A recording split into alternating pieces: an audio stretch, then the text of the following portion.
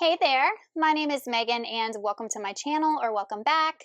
So today I thought I would do something a little different. I just finished my 8th and final read of Riley Sager's books. So I wanted to do a tier ranking Riley Sager books videos just to see how my thoughts compare to how other people rate his books on Goodreads.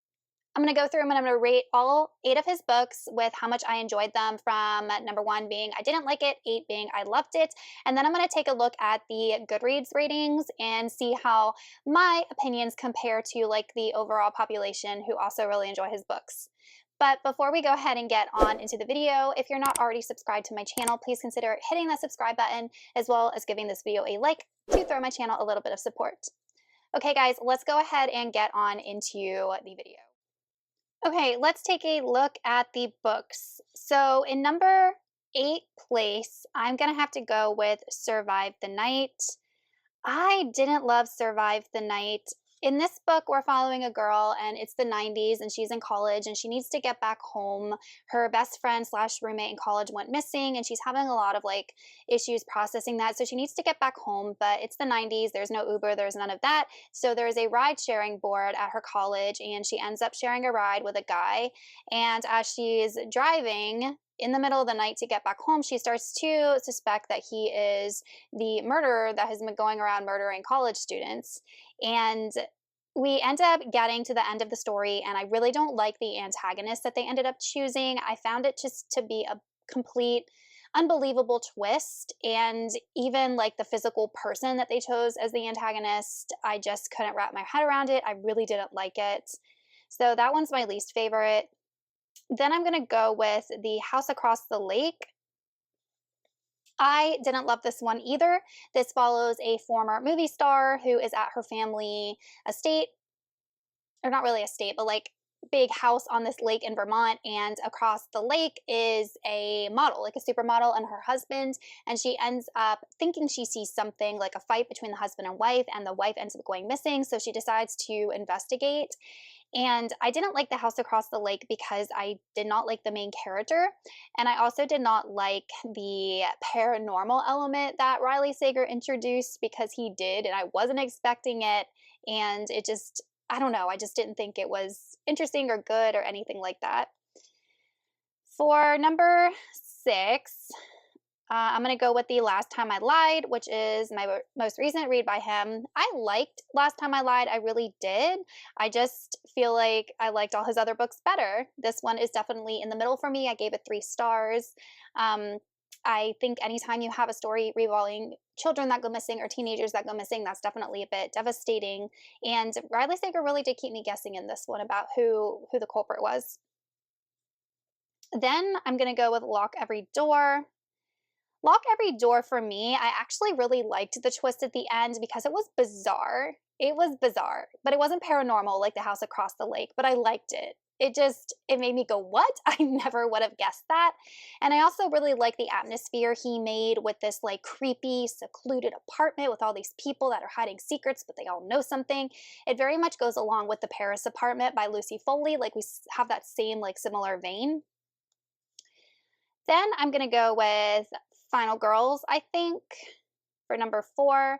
Final Girls is about a girl that survived a murder in the woods. Everybody who was staying at the cottage in the woods died but her. And there are flashbacks to that night where she is like reliving the murderer coming into the house, her fleeing into the forest, and it is scary as heck. It is creepy. And she's known as a final girl because she's one of the only women that has survived like a mass murder like that. And there are a couple of other, 2 other final girls in the States, and someone is targeting the final girls. So our main character kind of finds herself the target of someone who is killing off final girls.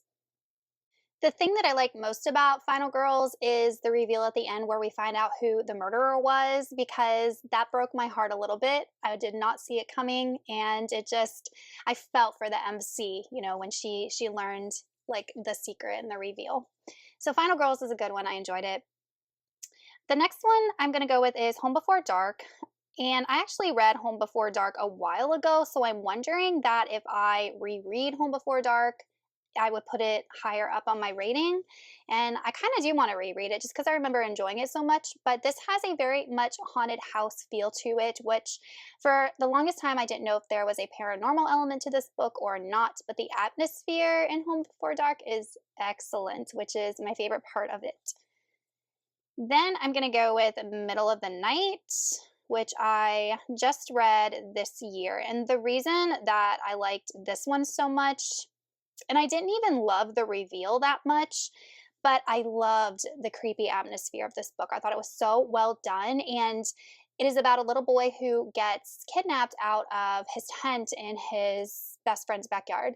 And every single time that our main character, who was the boy sleeping next to him, didn't get kidnapped, would remember that night, and he would describe like the slashing sound with the knife and the jagged cut in the tent. It was just so creepy. And like I said earlier, anything that revolves around like children or teenagers getting kidnapped or harmed is like, that's going to be a bit traumatic and memorable to read about for me, which Middle of the Night includes that. So, and number one for me is definitely The Only One Left. I think this is the only 5-star I've given a Riley Sager book, and this is definitely subjective because I know not everybody liked this book.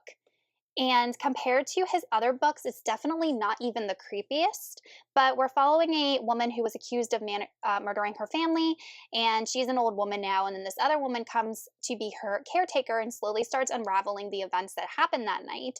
And it takes place on this family estate on the edge of this cliff that is slowly just like falling apart and crumbling into the ocean.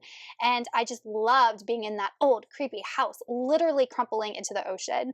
And then my favorite, even after all the reveals that happened, the ending of this book was Chef's Kiss. It was so good. I loved it so much. It spoke to me on a personal level, which is why I really liked The Only One Left. However, I know this definitely isn't a book for everybody, or at least like everybody's Riley Sager favorite book. All right, so let's take a look and see how my answers compare to like Goodreads. So here is Goodreads rating. So The House Across the Lake, 3.59, so fairly low. This was let's start with Survive the Night. Okay, Survive the Night, 3.52. So I feel like out of all of his books, this is probably the weakest because it has the lowest rating.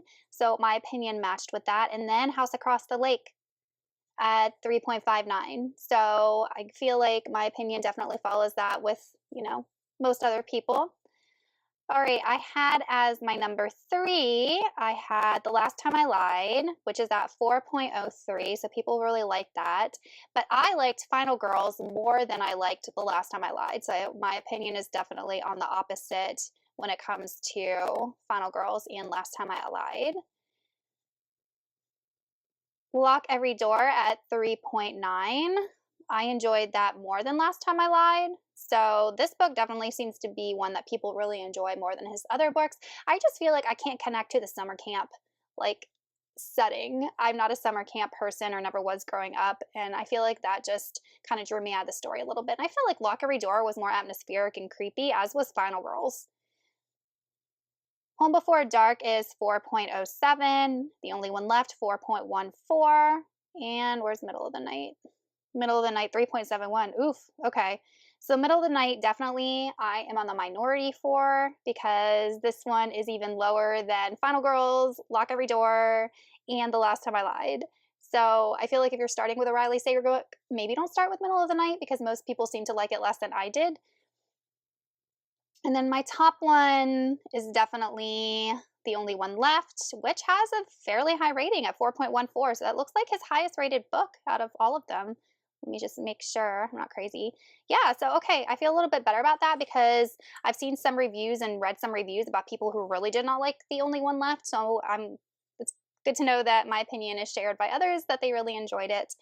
Okay, so I feel like other than the discrepancy between The Last Time I Lied, Lock Every Door, and Final Girls, I feel like my opinions regarding Riley Sager books kind of mirrors the general population who also are a fan of Riley Sager and thrillers. So that makes me feel a lot better. All right, you guys, I hope you enjoyed this quick tier ranking video of Riley Sager's thriller books. Let me know in the comments if you've read any of these books and what you thought of them, or maybe how your opinion compares to the Goodreads ratings. Thank you so much for watching, guys, and I will see you all in another video soon. Goodbye.